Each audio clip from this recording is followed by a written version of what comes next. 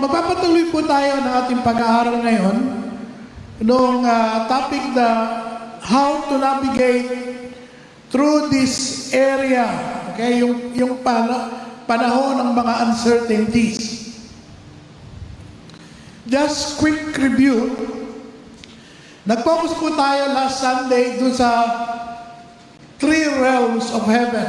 So merong first heaven, second heaven, and third heaven. So quickly, yung first heaven po, ito yung nakikita natin, no? Yung atmosphere. Nakita natin, naabot ng tanaw natin yung yung araw, yung buwan, yung mga stars. At sa madaling salita po, yung first heaven, ito yung area na kung saan tayo ay directly naapektuhan dito sa atmosphere na ito ng heaven. First heaven po ang tawag doon, no? Atmospheric heaven. Yung second heaven, ito yung area, second heaven, na hindi natin masyadong nabibigyan ng attention. Or sa madaling salita, itinatago sa atin ito ng kaaway. Kasi po doon sa second heaven, ay doon nangyayari yung labanan between good and evil, between demonic forces and angelic forces. At ang gusto ng kaaway ay huwag natin itong malaman para ang isipin nating kaaway ay tao. Okay. Sabi ng Biblia, we are not fighting against flesh and blood, but against principalities and powers in the heavenly realm. Yung realm po ng heaven na yun yung second heaven. Okay. Doon natapon si Satan at yung 1/3 of the angel na mag-rebelde nila sa Diyos.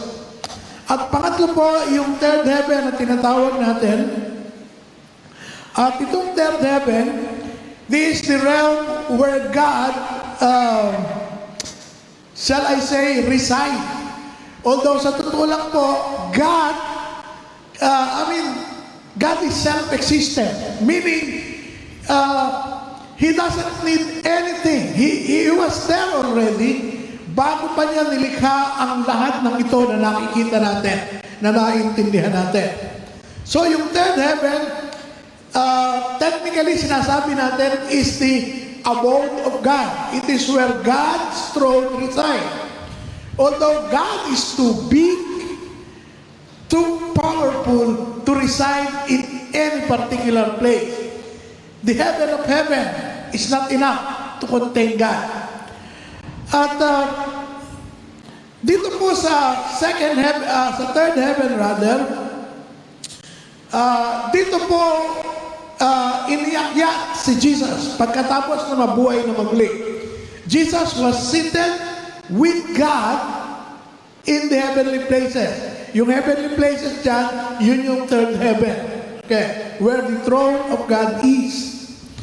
At dito rin sa third heaven, dito tayo inilagay ng Diyos. After we have been born again, we were seated with Christ. So, on the third heaven, if you would like to imagine, nandun po yung throne ng Diyos. If you want more description about the throne of God, check Revelation, chapter 4 in particular.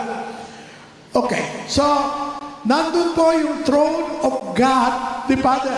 Okay?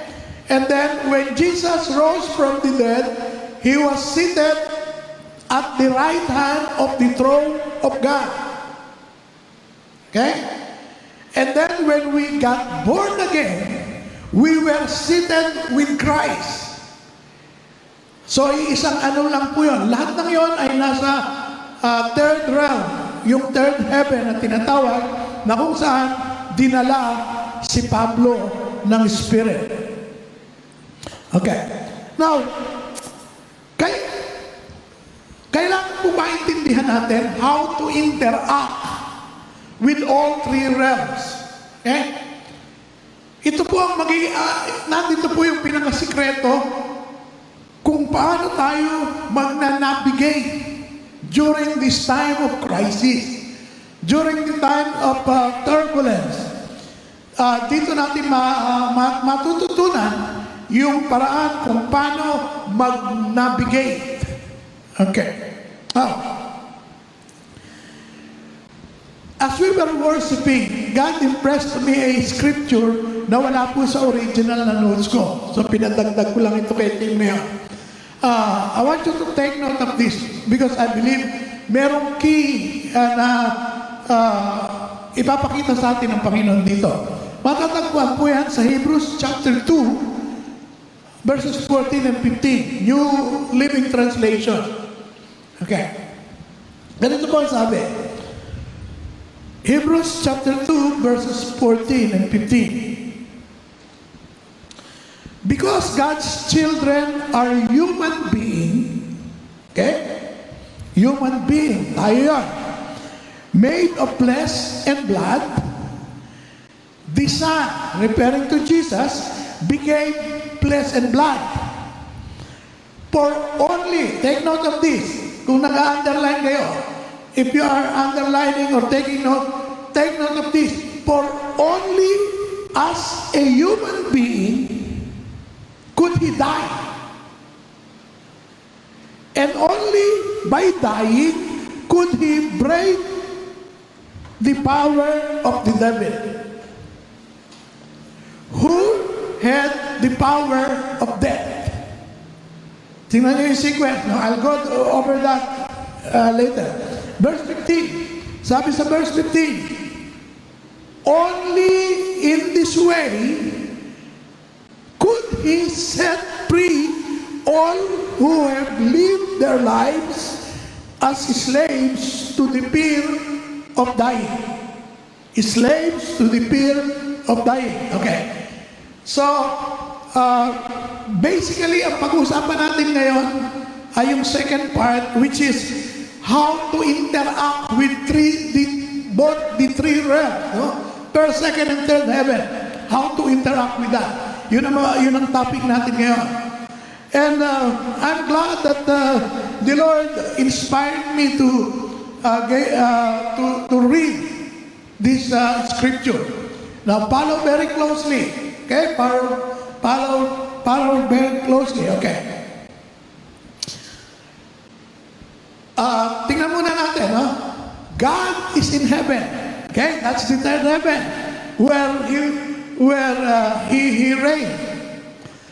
At doon sa second heaven, nandun yung mga Satan and the demons, where there is a fighting between good and evil, demons and angels, second heaven.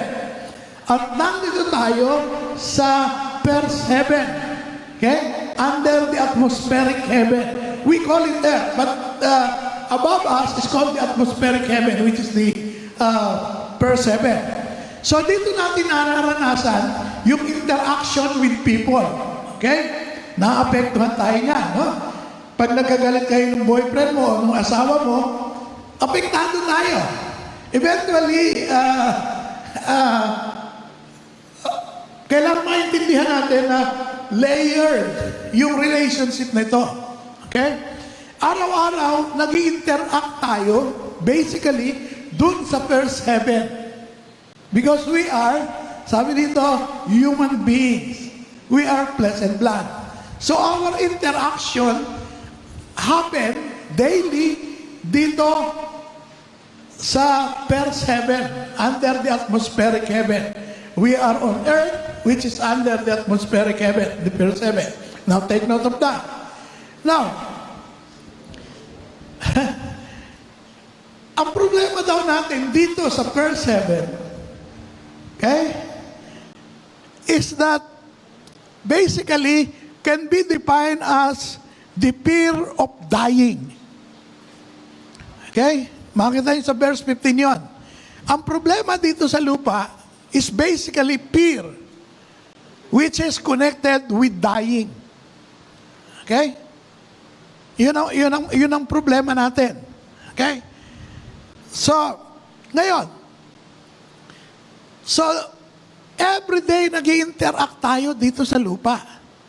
At sa interaction natin, makita nyo, nandun yung fear, basically fear.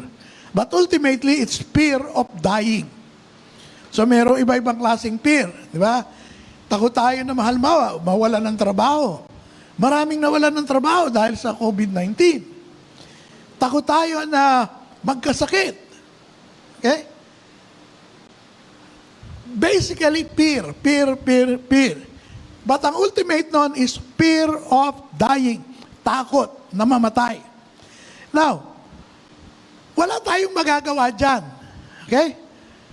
Kaya, ang tingin natin, para bang iniwan tayo ng Diyos dito sa lupa? Na, okay, papanganak ka at wala ka nang maaasahan, kundi isang araw mamamatay tayong lahat. So, kaya ang tao takot mamatay. Now, so, if only we know, kung ang alam lang natin ay mag-interact dito sa level na ito, then we are most miserable. No? Miserable ang buhay natin. Bakit? Wala tayong pag-asa. Kasi eventually, everyone will die and ang daming klaseng sakit. No? Makaligtas ka sa sakit, may pwedeng aksidente, whatsoever. Okay? Iba't ibang bagay. But ultimately, it talks about death. Now, kung ang alam lang natin, kung wala tayong relasyon sa Diyos, at wala tayong alam sa salita ng Diyos, so, ang interaction mo lang, nandito ka lang. Okay?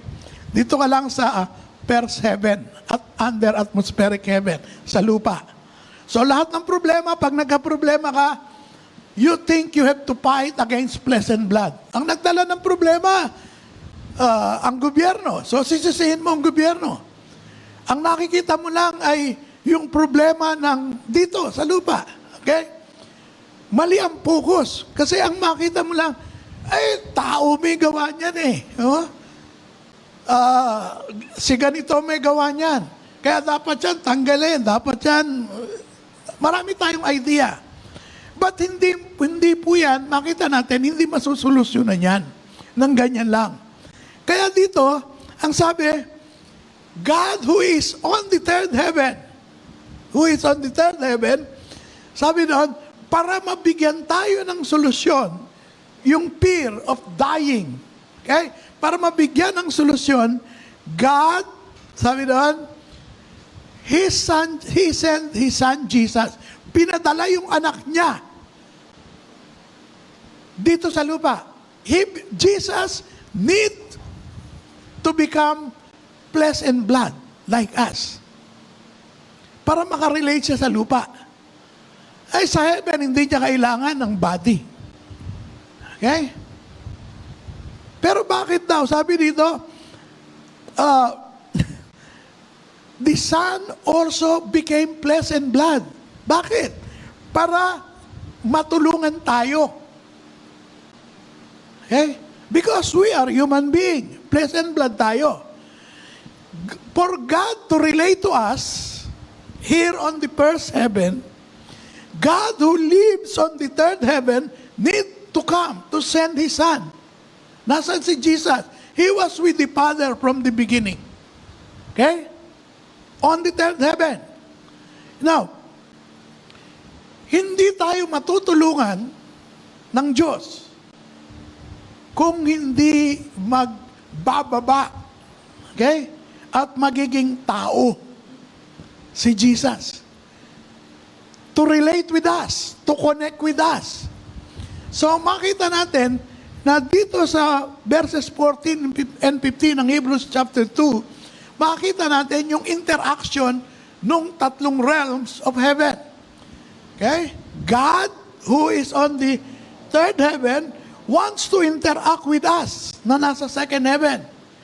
Nasa first heaven rather. Because we are in trouble, not knowing na ang trouble na ito ay epekto ng ginagawa ng mga demon na nasa second heaven. Okay? Are you following? Yung takot, okay? I will use the term. Yung fear, yung takot natin ay nanggagaling, hindi galing yan sa Diyos.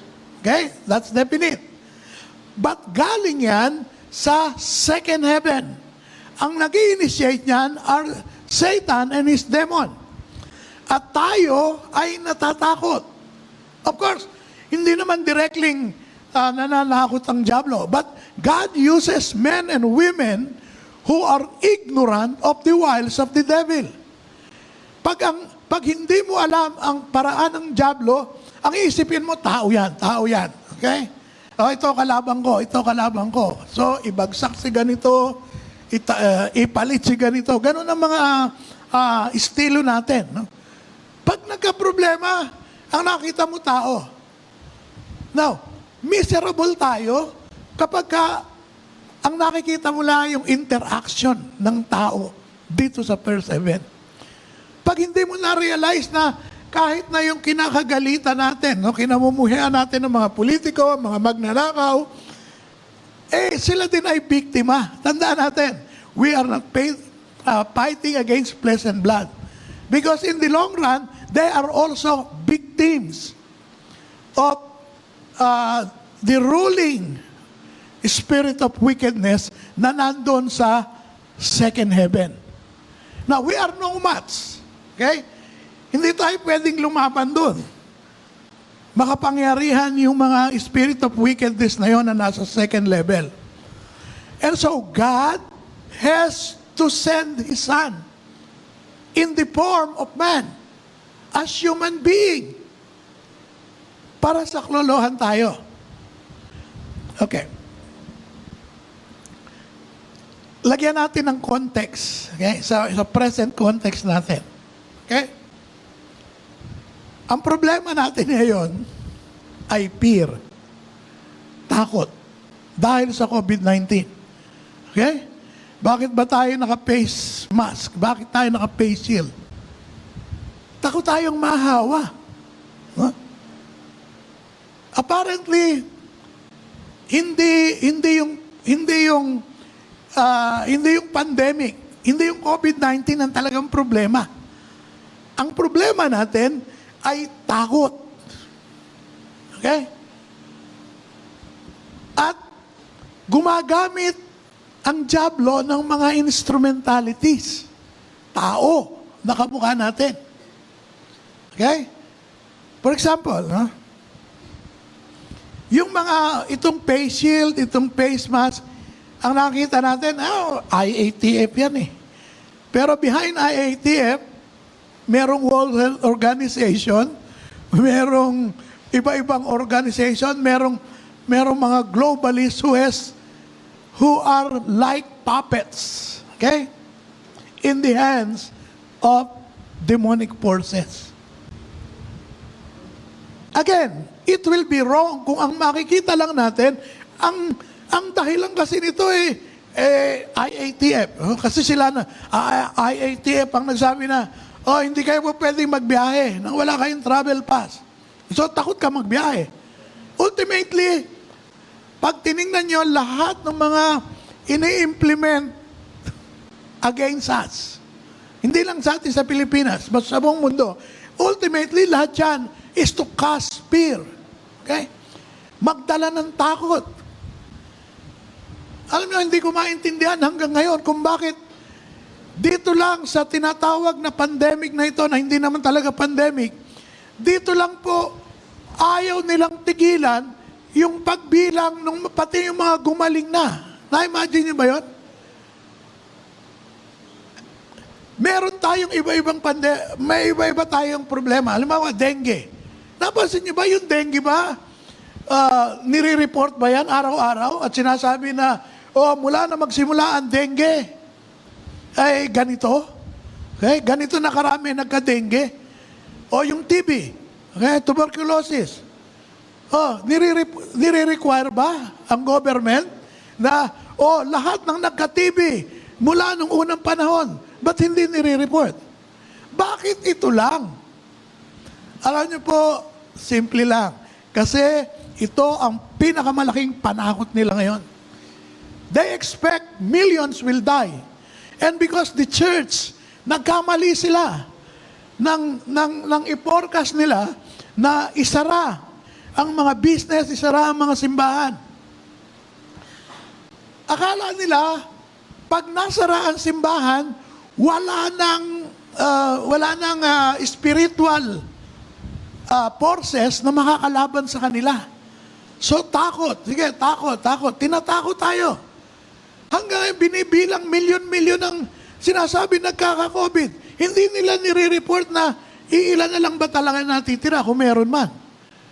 Ang ibig sabihin po, dapat kung hindi sila nananakot, dapat sabihin nila ay hindi yung dami ng nagka-COVID, kundi gaano karami ang gumaling.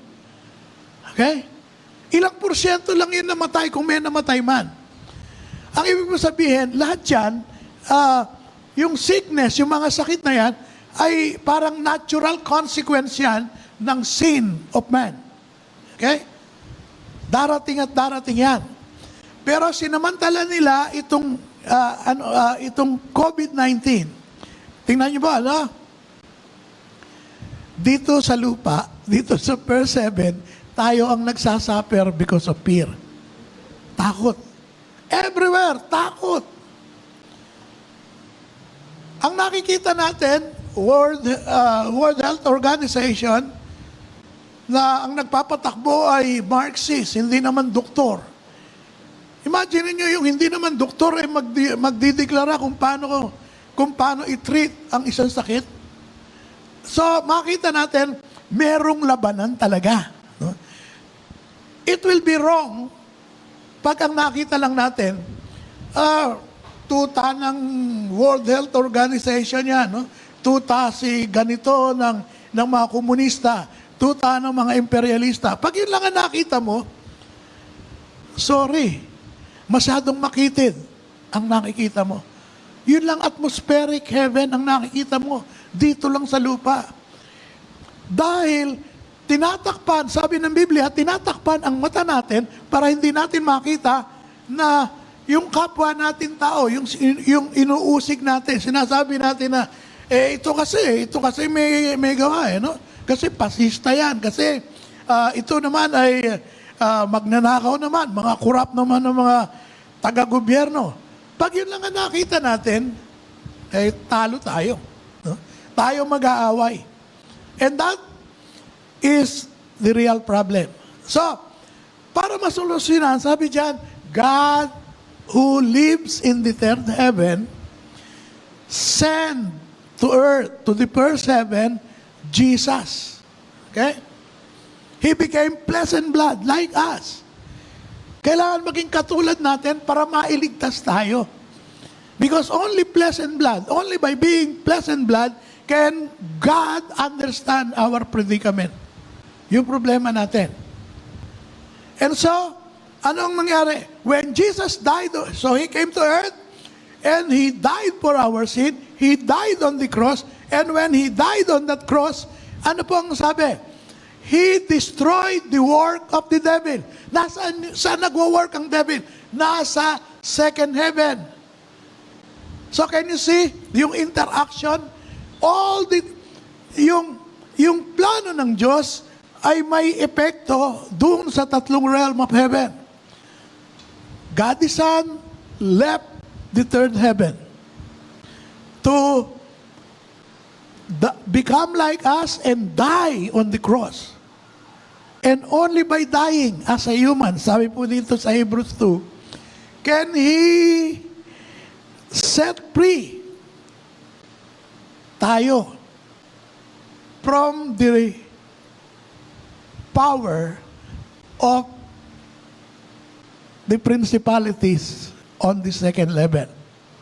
Okay. Now, as we become aware of these three realms of heaven, we find that our encounter, meron tayong encounter. Every day, we encounter things, no? Events, activities that affect us. Ang problema lang, hindi natin nakikita kung saan talaga nagmumula yan at kung paano tayo matutulungan. So dito po sa Hebrews chapter 2, pinakita sa atin ni Jesus gave us the example kung paano tayo magnanavigate through times of crisis. Meaning, hindi tayo po pwedeng magtagumpay. We cannot navigate successfully in the midst of this crisis unless we learn how to interact with heaven. Tingnan niyo po, let me, as we continue, let's go to Joshua chapter 1 verse 6. Joshua chapter 1 verse 6.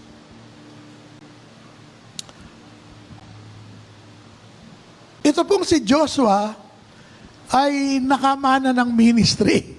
Okay? Dati assistant siya ni Moses. Nakita niya lahat ng mga ginawa ng Diyos, ng mga kababalagan.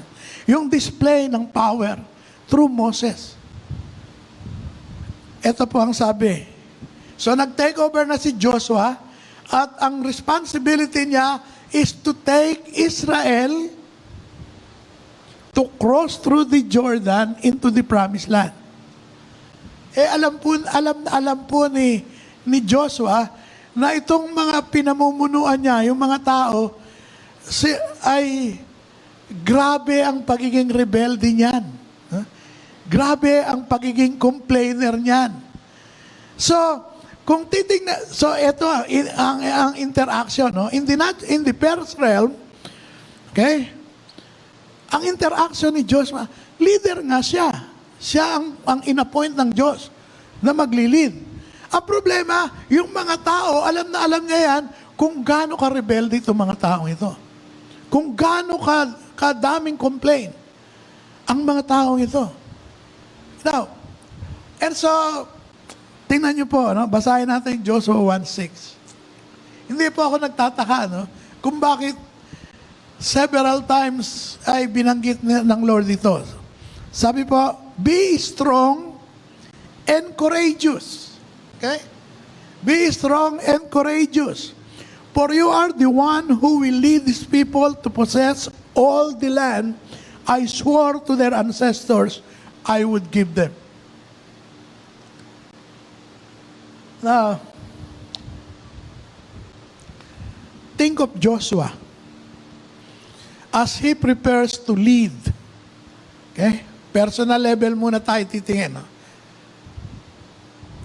Ikaw, anong specific na pinapagawa sa iyo ng Panginoon? Si Joshua is specific. Okay? To lead a group of rebellious people. Complaining. Lahat ng complain. Okay? Complain, walang makain. Nung bigyan ng mana, sabi na, nakakasawa naman to. Wala bang karni naman. Okay? So, na-imagine niyo ba si Joshua? Kung ikaw si Joshua, ano po, basically, alam niyo, pwede nating i-plot na yung problema ni Joshua is basically will go back to fear. Takot. Ano ibig sabihin takot? Takot, alam nyo, kumisan mas maganda ikaw ang mag-umpisa ng ministry kesa sa makamana ka ng ministry. Kasi pag ikaw ang nag-umpisa ng ministry, ikaw ang nag-umpisa, wala pang comparison. Okay? Pero, eto, who would dare to take, alam nyo, sa tingin ko, si Joshua, kung siya papipiliin, hindi niya pipiliin na siya ang papalit kay Moses. With all the wonders and miracles, ikaw, gugustuhin mo ba na ikaw ang papalit? Anong unang mong kalaban? Takot. Paano ikukumpara ka kasi, no? Imagine mo, hihingi ng pagkain sa'yo, hihingi ng pagkain nasa disyerto. Buti sana kung panahon natin ngayon at ikaw ay si Bill Gates, marami kang pera. No? Kahit 2 milyon yung tao, pwede kang tumawag at sabihin mo, Oh, Grab, pa-deliver naman. Deliveran mo ng pagkain, tong 2 million sa desert. Eh, wala po, nasa disyerto sila. Walang ganun, no? At walang capacity na maglabas ng ganun pera. So, hindi po ako nagtataka na ang sabi ng Panginoon, ilang beses po yung binanggit, balikan nyo, no? Sa Joshua, be strong and courageous. Okay? Bakit? Ang kalaban po niya ay fear. Can you imagine, tuwing umaga, siguro pwedeng ang takot niya sino naman kaya ang magre-reklamo ngayon? Sino naman kaya ang mga buzzer ko ngayon? Kumbaga sa panahon natin ngayon. Sino naman kaya aatake sa akin? Ano na naman kaya ang nagawa kong mali? At gagawin na naman, aatakihin na naman ako nitong mga taong ito. Think. Okay? Para ma-fulfill natin yung ministry na pinapagawa sa atin ng Panginoon. Okay? Both in the natural and in the spiritual, kailangan natin na makalaya from the slavery of fear. Yun ang una. Kailangan makalaya ka sa takot. Ang isa pang problema ng mga leader ay takot na magkamali. Okay? Kaya yung iba ayaw magdesisyon eh. Merong mga tao na indecisive. No? Kahit nag-aral. Kasi, paano kung magkamali ako? Imagine mo, 2 milyon yung taong nasa ilalim ni Joshua. Paano kung mali? No? Yung maging desisyon niya. May mga kalaban. Pagtawid doon sa ilog ng Jordan, napakadaming kalaban. Paano kung magkamali siya na strategy? Mapatay, mapahamak yung mga yan. Tapos sisisihin na naman siya. Ako na naman na may kasalanan. Fear on every side. So if we are going to interact with this, and navigate through this problem, kailangan natin ang proper interaction with the third heaven. Okay? Because Satan and the demons who operate on the second sphere of heaven will always bring us problem. Nung araw po, nung ako ay estudyante pa, nasabak ako sa mga rally. Binabaril kami sa Mindiola nung panahon na yun. We were thinking na pag nawala si Marcos, okay na Pilipinas. Nawala si Marcos. Nakailang presidente na. Pareho pa din. Yung susunod, ganun din ang sasabihin. No? Down with Marcos, down with dictatorship. Hanggang ngayon, yung pa rin ang sigaw eh. Nagbago lang yung tao. Now, ano po ang point ko dito? Kasi, ang akala natin tao. Okay? Ibagsak si Marcos, ibagsak si Duterte. Kasi ang akala mo yun lang eh. Kahit mawala po yan at ipalit niyo yung gusto ninyo, kasi ang nagpapatakbo niyan ay Satan and his cohort on the second level of heaven. Okay? So, ang problema natin, nandito. No? Kaya ang sabi, don't forget, we are not fighting against flesh and blood. Si Marcos, flesh and blood rin yan, tao rin yan. Si Duterte, tao din yan. Si Trump or whoever, tao din yan.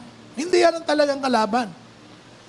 So, mauubos tayo, mamamatay tayo, magpapalit ng bagong presidente, ng bagong prime minister, hindi mababago. Because we are attacking the wrong root of the problem. Ang kinakat lang natin, ang inaatake natin, yung nasa taas. Yung bunga. Yung root hindi nabibigyan ng attention. If we are going, kaya dito po, yung binasa natin sa Hebrews kanina, God showed us how to interact properly. It must come from heaven. Heaven must initiate the action. Okay? Kailangang malaman natin what heaven is saying so we know how to deal, okay, with the demons on this second level of heaven. We will not be able to deal with the problems here on earth. Paulit-ulit lang yan. Okay? I have been seeing all this for more than 40 years now, since I was a young radical student. Palit-palit lang. Okay? Naiba lang yung tao, pero the same problem. Because ang nakikita natin, tao. Ang tingin natin, palitan ng tao. Ganon din po sa lahat ng mga problema natin. Pag ang nakita mo, mahirap ako kasi ang tatay ko, hindi ako pinag-aral. Okay? Mahirap ako kasi yung dapat na opportunity ko ay kinukuha ng mayayaman. Tama niyo? Tao. So, lilin lang tayo. So, I believe that the same God who encouraged Joshua, eventually, alam natin, nagpakita ang Diyos like a warrior kay Joshua. Sabi ni Joshua, are you for us or against us? Sabi ng Lord, I am not against you. Okay? I am the Lord. Ganon kasi tayong mag-isip di ba? Ikaw ba, kakampi ba kita o kalabang ka? No?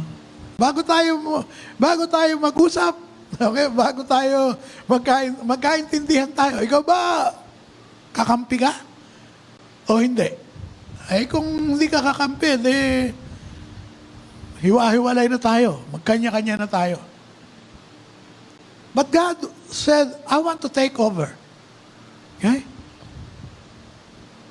Sabi kay Joshua, you are the commander-in-chief ng Israel. But I am the Lord and I am here to take over.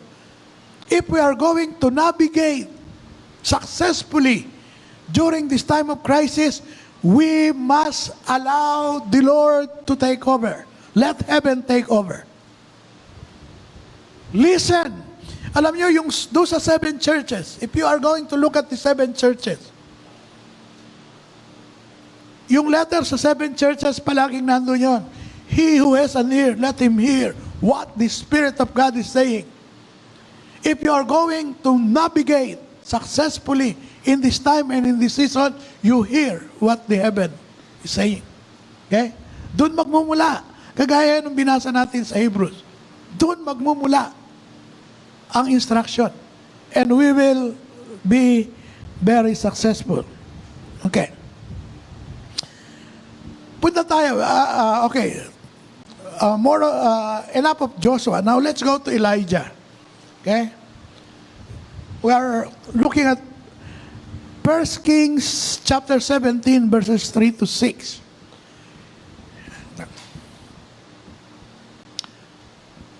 Bago po basahin yan, let me just give you the background very quickly. Okay? Nagkaroon ng famine, tagutom. Sabi ni, diniklara. Actually, si Elijah ang nagdeklara nun Sabi niya, sabi ng Panginoon na aking pinaglilingkuran, walang ulan sa loob ng 3 taon. Alam na nila ang epekto nun. Famine for 3 years. Okay. Mahirap na parte, di ba?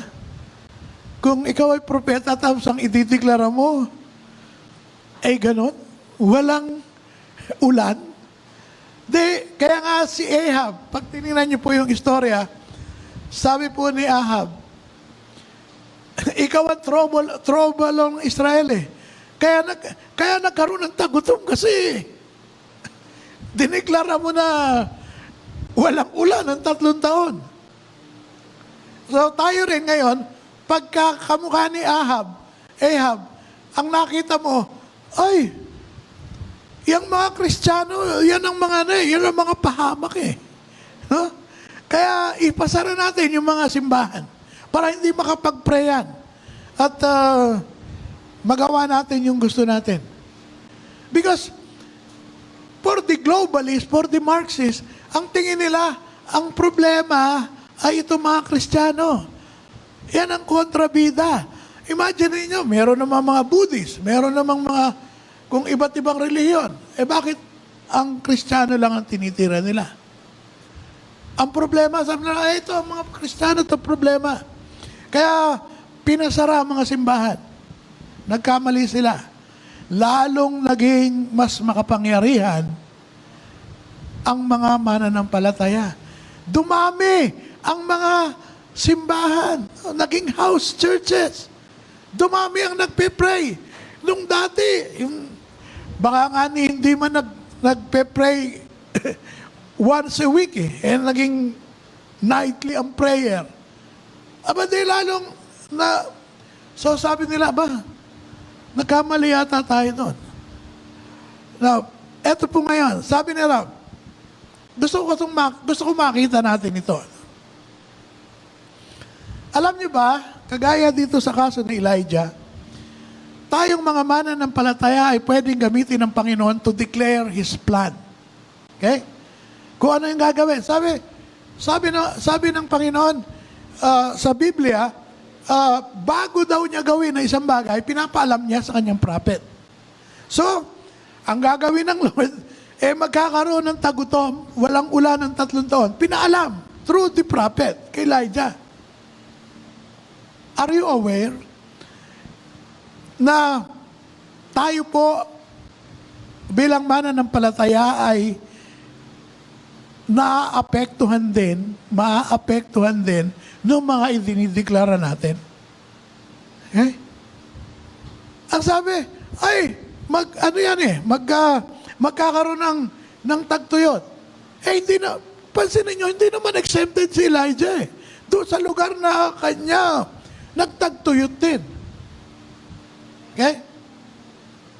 Wala ring ulan. So eventually, wala nang makain, famine. Now, ito po ang gusto kong makita natin, mga kapatid. Okay? Bigyan natin ng attention. Kasi posible na ang sisisihin natin, again, tao. Okay? We are not fighting against flesh and blood. Kailangan po ulit-ulitin yan. We are not fighting against flesh and blood. So, hindi mo pwede sisihin ang gobyerno. Kasi ang gobyerno na-apektuhan din. Imagine mo kung ikaw sa Duterte, hindi mo rin na pinangarap yun na ikaw ang maging presidente na magte-take care ng problema ng buong Pilipinas. So, eto po. Sabi po dito, verses 3 to 6. Go to the east and hide by Kerit Brook Kerit, near where it enters the Jordan River. Drink from the brook and eat what the ravens bring you. For I have commanded them to bring you food. Okay. Naniniwala po ako sa preparation. Okay? But all our preparation would mean nothing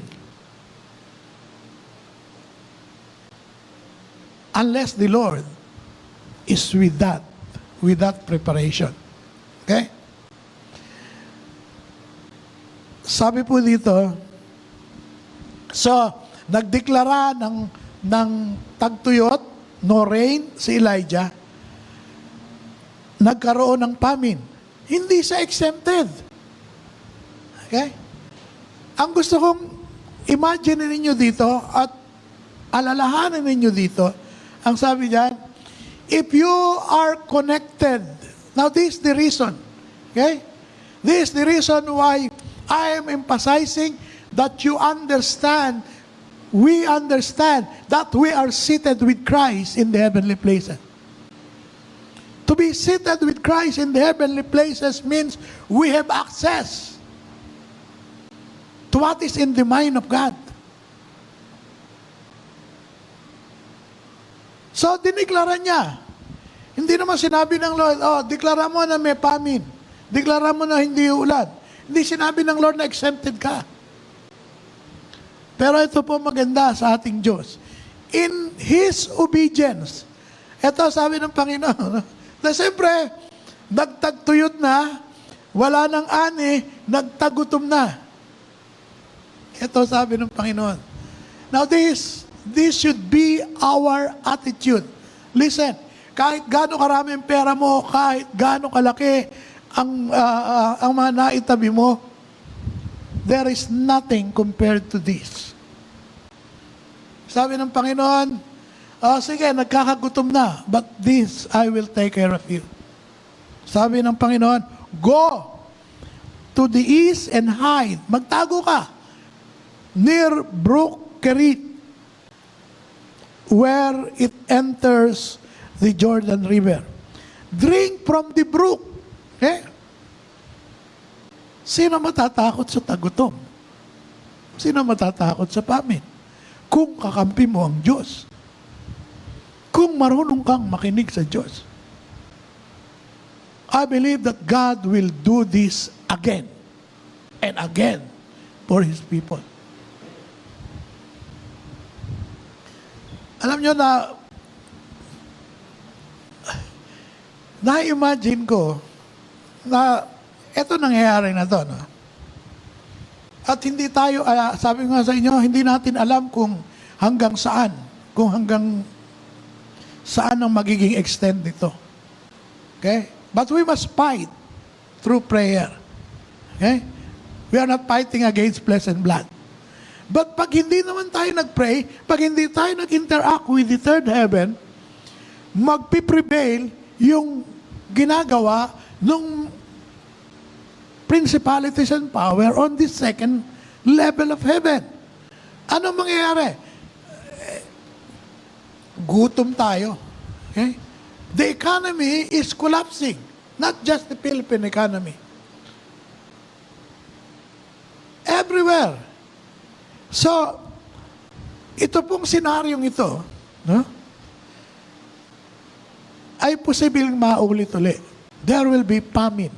In fact, sa ibang parte sa Africa, there is so much famine already. Okay?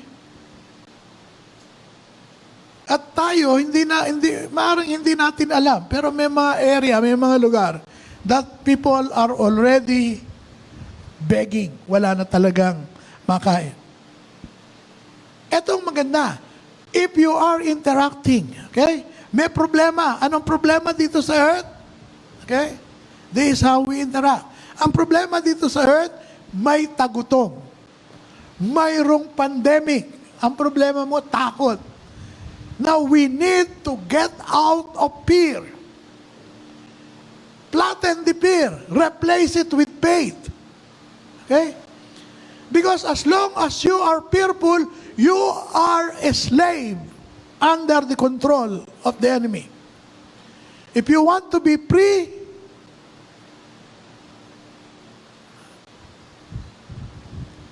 look up to God. Okay? Let us continue to declare, we are no longer slaves of fear. We are no longer slaves of death. Because we are children of God. Don't ever forget that. So, because we are children of God, our Father, it can take care of us. Okay? Maganda po na meron tayong mga tanim. Maganda na meron tayong mga savings. Okay? Maganda na naghahanda tayo. But ultimately, this is the best course of action. Learn. Kung hindi pa kayo nakaka-develop ng relationship with the one who sits on the throne. By the way, he who sits on the throne has no intention of vacating the throne. He will always be seated on the throne. He will always be in control. We may feel we are losing control. The more you feel you are losing control, you have to look up to God. Because He is in control. Don't ever forget, you and I are seated with Christ in the heavenly places. Alam nyo, meron ako isang bagay na ginawa. Hindi ko na po pinapansin yung mga pinopost ng World Health Organization at ng Department of Health. Kung ilan ang namatay, kung ilan ang nagkasakit, to hell with that. Hindi, pagkagano ng balita, sinashut off ko ng balita. Why? I want to focus on what comes from heaven. Okay? And ito po yung maganda dito. Si Elijah ay nag-stop na nag-focus dun sa famine. Why? Because he has God. Sabi ng Lord, pumunta ka sa Brook Cherith, uminom ka doon, and I have already instructed the ravens. Listen, the ravens of all people, of all class of bird, ravens, instructed the ravens to bring you food. Sometimes, sabi ko, Lord, ano naman kaya ang i-instruct mo na magdadala ng pagkain sa akin pag dumating doon sa ganong point? Kaya po yung mga ibon doon sa amin, alam niyo doon sa, yung aming sasakyan, yung Colorado, madalas yung natataihan ng ibon eh. Kasi yung mga ibon nandun sa may garahe namin, hindi ko po yun hindi po namin yun tinitirador, hindi namin, because I was thinking, just me, you know? There may come a time na baka itong mga ibon na to magdadala ng mga pagkain sa akin pagdating ng panahon. Okay? Kasi yung mga ibon na yon, hanggat maaari nga, pinapakain pa namin yun eh. No? Yung mga tirang pagkain, kumisan nilalagay namin doon yung kinakain ng mga ibon. Kumisan nga, masyadong na-at home yung mga ibon doon sa amin. Pati yung mga sili namin at yung mga halaman tinatanim namin, kuminsan kinakain din. They are there at home. But anyway, the truth of the matter is this. If God can use a raven to feed Elijah, God can use any kind of bird. Even those birds. Maliliit lang yung mga ibon po na nandun. But God can use that to bring food. Okay? Special delivery, araw-araw yun, no? Every morning, pagising niya, ando na yung delivery. Now, ang maganda po dito, kaya ko ito gusto kong extend dito. Later, sa verse 9, okay, let's move to verse 9. Kasi po, eventually, ang focus ng Diyos, ang gusto ng Diyos na makita natin, ang Diyos ang ating source. May tendency kasi na, imagine mo yung brook, okay? Matutuyo rin yung brook eh. No? Yung batis, matutuyo yan. Isang araw, wala nang travel pass yung raven. Hindi na nakapag-deliver ng tinapay. So, wala na, gutom ka na rin. Okay? Hindi makarating yung raven, no? For whatever reason. Yung brook natuyo. Hindi ko alam kung gaano kalakas uminom si Elijah, kung bakit natuyo niya yung brook. But anyway, ang point ko po dito is that walang sino man sa atin ang pwedeng magtiwala na dahil ganito ang ginawa ng Panginoon ay ito na yon. God wants us to focus on Him. And so natuyo yung brook, yung raven hindi na nagdi-deliver. Ito na ngayon. Kaya nga, Ang importante dito ay nakikinig ka. Don't ever lose your focus. Okay? Madalas nagpo-focus tayo doon sa event. Pero I want you to focus on what God is saying. So ito ang susunod na parte ng istorya. 1 Kings 17 pa rin po ito, pero nasa verse 9 tayo, and then verses 13 to 16. Verse 9 muna. Sabi po sa verse 9, "Go and live in the village of Sarephat, near the city of Sidon.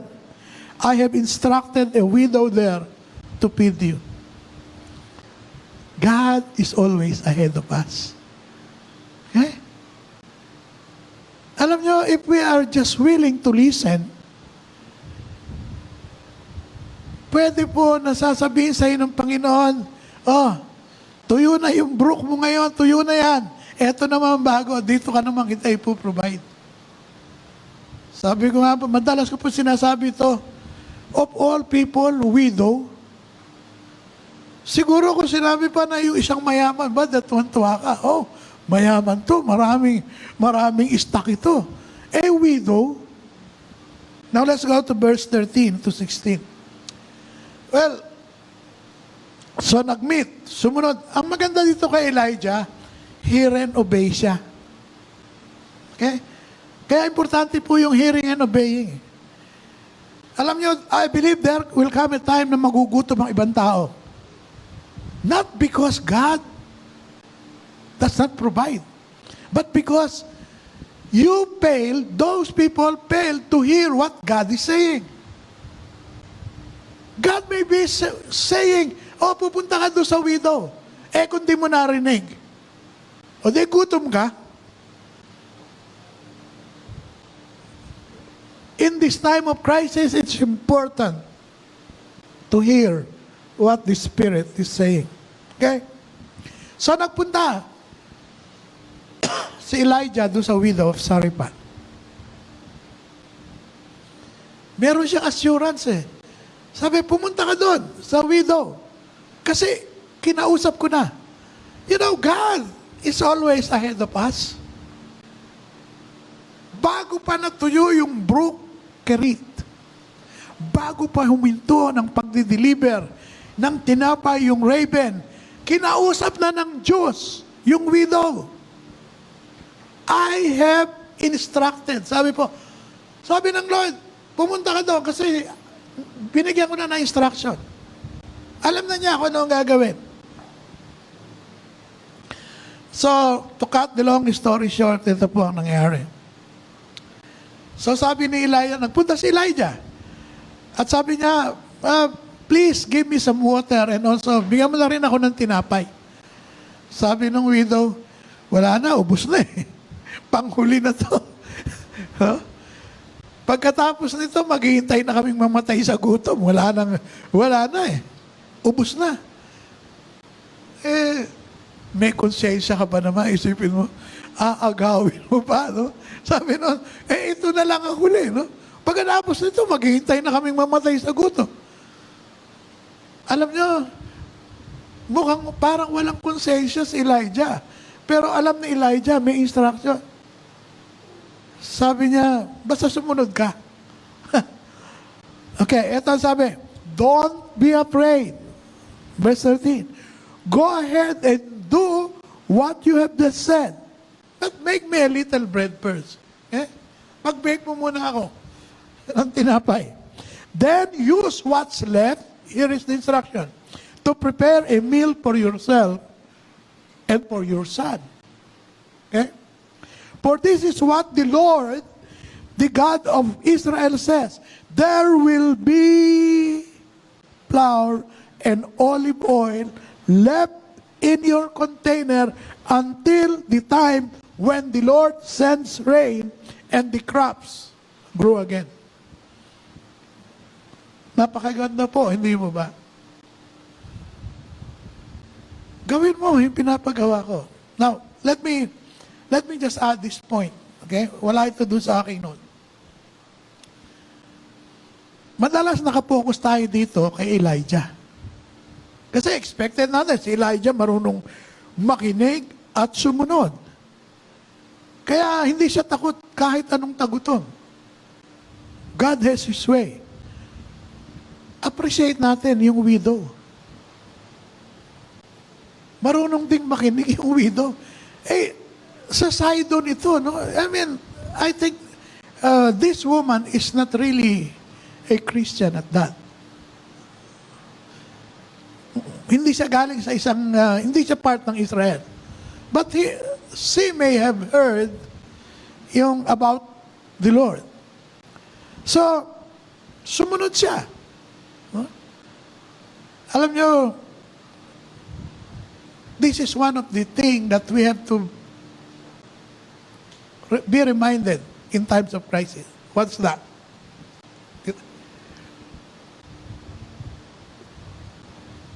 Be generous. Listen to the voice of God. If kahit na yun na ang huling tinapay mo, okay? Pag sinabi ng Panginoon na ibigay mo o i-share mo, we have to do it. Because God, you will never outgive God. Tanda natin itong palagi. Ang kaya nila ay kumain. No? Yung sabi, last meal. Your last meal may be the key to survive the whole time of adversity. Sabi po dito, sumunod ka, gawin mo, ipag-bake mo ko. Because God says, hindi mauubos yung harina mo, hindi mauubos yung oil sa iyong lalagyan hanggang magkaroon uli ng tag-ani. If you want to survive this adversity, itong problemang ito, do not fear. Okay? Again, ang sinasabi natin, ang kalaban natin ay takot. Huwag kang matakot. Sabihin mo, baka pagka binigay ko to, wala na. Do not fear. Do not fear.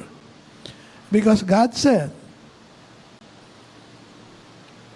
I will send what you need. Okay? It is in giving that we receive. Ngayon pong panahon ng adversity, tayong lahat, dahil sa takot, mag-hoard. Yeah? Alam na alam mo yung mga matatakutin, palaging nag-hoard dyan. But we don't have to.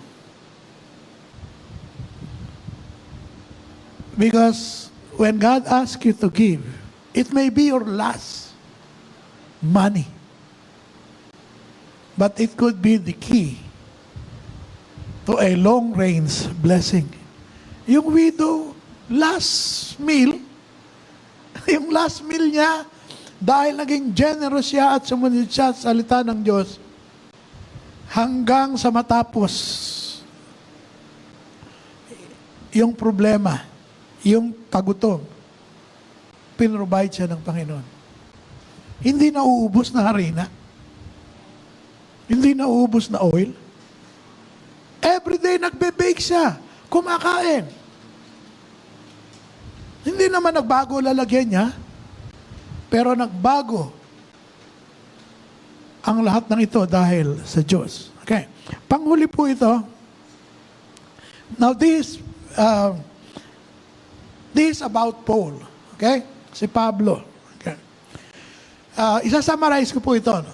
So si Pablo ay nakulong dahil sa pagpipreach ng salita ng Diyos. Okay?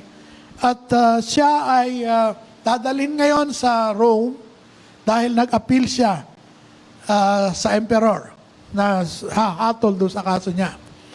At nasa gitna ngayon sila ng dagat, nasa barko. At yung sinasakyan nila ay inabot ng bagyo sa laut. Makikita niyo po yan sa Acts 27. Okay. Acts 27. If you are taking note, Acts 27, verses 10 to 11, verse 14, verse 18, verse 21, verse 24, verse 26. Hindi ko po kinuha lahat, no? I will read. Okay. Para sabi po dito, verse 10 and 11. Men, ito sabi ni Pablo, they were tossed to and fro. Okay?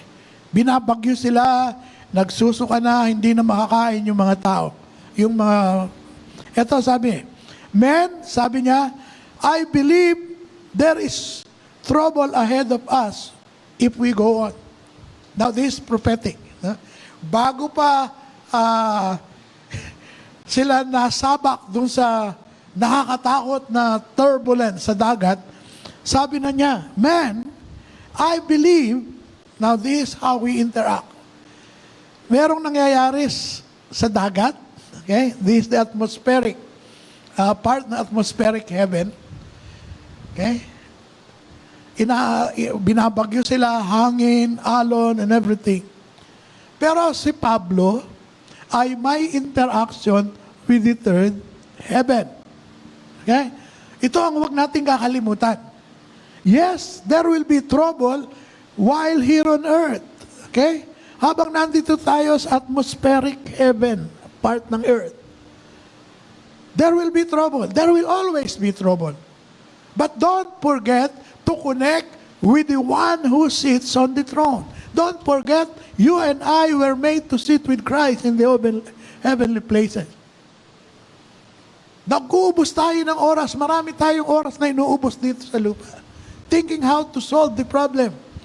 When the solution is by interacting with the one who sits on the throne. Also, ito sabi ni Pablo, I believe there is a trouble ahead of us if we go on. Shipwreck, loss of cargo, danger to our lives as well. But, ito po, the officer in charge of the prisoner, listen more to the ship's captain and the owner. Ito ang dilemma. Ito ang dilemma natin. You may be hearing from God. And you can warn people. But people has the tendency to listen to who is more influential. Okay? Sino ba naman si Pablo? Prisoner ito eh. Nakatanikala ito, kamay at paa. Sabi ni Pablo, sabi niya, nakikita ko magkakaroon ng trouble. Masisipwreck tayo. Sino papakinggan nung kapitan? At nung mga tripulante? Prisoner ka lang eh. Akong may-ari eh. Di ba? Akong may-ari eh. Ako ang kapitan eh. Isasabi, ako kapitan eh. Now listen. Things like this will come into our lives. The Word of God says, we were made to sit with Christ in the heavenly places.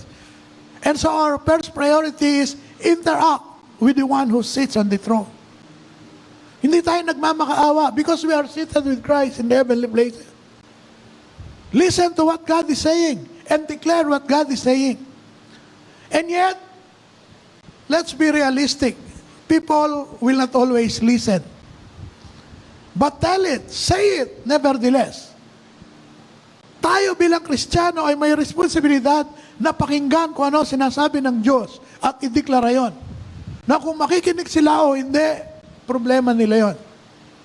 We are responsible to tell them. So sinabi niya, darating tayo dyan. No? Mas papakinggan niyo. Kasi siya may-ari ng kumpanya eh. Sinabi mo na, ganito dapat. Hindi, ako may-ari ng kumpanya eh. Ako ang bahala dito. People will be like that. Alam niyo na, kasi kumisan yan ang attitude ng may pera o yung mga nag-aral. Diba? Bakit? Sino ka ba? Ako may-ari nitong kumpanya. Imagine mo, kapitan ng barko. Siyempre, mas alam ng kapitan kung paano mag-survive sa dagat. No? Anyway, eto po. Following that, sabi doon, but the weather changed abruptly, and a wind of typhoon strength burst across the island and blew us out to the sea. Okay? Hindi sila nakinig. Nakinig sila doon sa authority. Okay? Yung may-ari, yung kapitan, hindi nakinig sa sinasabi ng heaven. Okay. So, eventually, sabi doon, after 14 days, etong sabi, no one has eaten for a long time. Finally, Paul called the crew together and said, men, you should have listened to me in the first place and not left Crete. Kung nakinig sila, dapat hindi sila inabot ng bagyo sa laot. Kaya lang, sino ba naman yun? No? Prisoner? Nakatanig ka lang, papakinggan mo, you would have avoided all this damage and loss. Listen very carefully. In this time of adversity, in this time of trouble, we will be able to avoid so much damage and loss. We can, if we are willing to listen to what the heaven says. Okay? Nandito tayo sa verse 7. Pero po pwede tayong mabuhay na ang naggagabay sa atin ay ang tinig nung nakaupo sa trono on the third heaven. Maaring yung nandito, yung mga sinasabihan natin, ay isipin mas magaling sila kaysa sa atin. Granted. But they don't know what lies ahead. God knows from beginning to end. And so listen to Him. Okay. So finally, ito po ang nangyari. No one has eaten for a long time. Finally, Paul called the crew together and said, men, you should have listened to me. Okay? You would have avoided all this loss. And he said, ito po ang paalala. Kahit na nireject yung una niyang sinabi, ito sabi niya. And he said, don't be afraid. Again, ang ina-address is fear. Okay? Don't be afraid, Paul. For you will surely stand. Ito yung sinabi ng Panginoon kay Paul, no? At sineshare niya dun sa mga tripulante. You will surely stand trial before Caesar. What's more, God in His goodness has granted safety to everyone sailing with you. I like that. Okay? Hindi pa tapos ang plano ng Diyos sa buhay ni Pablo. Kahit na binabagyo, mistulang lumubog na yung barko, sabi niya, huwag ka matakot. Kasi kailangan mo humarap kay Caesar.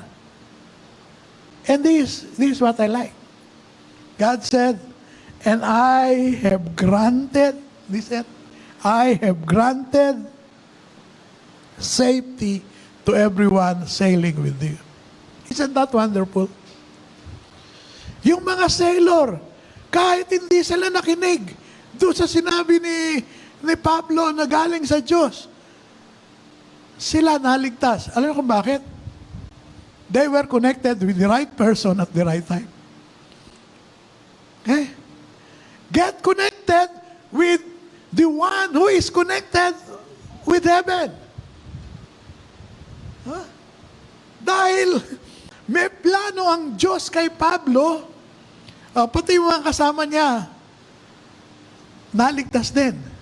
Kasi hindi palulubugin ng Diyos. Listen, kailangan gumataw yung barko. Kailangan makarating si Pablo sa Rome. Kasi meron pa siyang trabaho sa Rome. Magandang encouragement yun. Find out who you are with. Because that's one way to survive the pandemic. To survive whatever problem we are going to have. Isa sa lesson nyo na kailangan nating matutunan. Kasi kung si Pablo, kung ang kasama mo ay nakatakda ng mamatay, no? Tapos na. Di ba? Nilulubog na yung barko. Kasama ka doon. Nandun ka sa barko. Hindi kasama ka na rin. Na-imagine natin yun? Itong mga sailor, no? Kahit na tinanggihan nila, okay, binaliwala nila yung mga sinasabi ni Pablo na galing sa Diyos, of course. Naligtas sila. Bakit? Kasama nila ang tamang tao. Alam nyo, crucial mga kapatid, dito sa mga huling araw, that you are connected, we are connected to the right person. Because the right person will lead us to right places and right decision. You will be saved from many calamities and trouble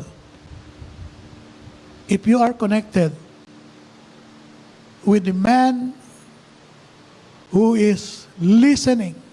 But of course, you yourself must be listening to the one who sits on the throne. Okay? Panghuli, sabi ni Pablo, but we will be shipwrecked on an island. Okay? Na-shipwreck pa rin sila. Pero naligtas lahat. Okay? At nakapag-minister pa si Pablo doon sa island. Use this opportunity to minister to other people. Okay? In closing, let me say that we will never fully understand all that we need to know about the heavenly realms. Okay? To be honest with you, we will never know everything. But God is faithful to lead us. Listen to His leading. Listen to the Holy Spirit. Listen to God, and He will teach us as we continue to grow in understanding of our authority. We are seated with Him. Use your authority. We are seated with Christ in the heavenly realm. Use your authority. Huwag natin balawalain. To many Christian, yung scripture that says we are seated with Christ in the heavenly places seems to be nothing. And so they don't use the authority. Use your authority. God will lead us into all truth. God will lead us just like what happened to Paul. Maaring may mga shipwreck na mangyari. You know? We cannot predict everything. There may be trouble. No? May mga bagyo, may problema here and there. Natural yon dito sa lupa. Dito sa first heaven. But we are not limited to what happened here in heaven. God sent His Son from the third heaven to work with us so we can arrest all the work of the principalities and power on the second heaven. Learn to interact with all three realms of heaven. Okay? Don't be so concerned about what's happening here that you forget who is seated on the heavens, the third heaven, and who is our real enemy. Fight the good fight of faith.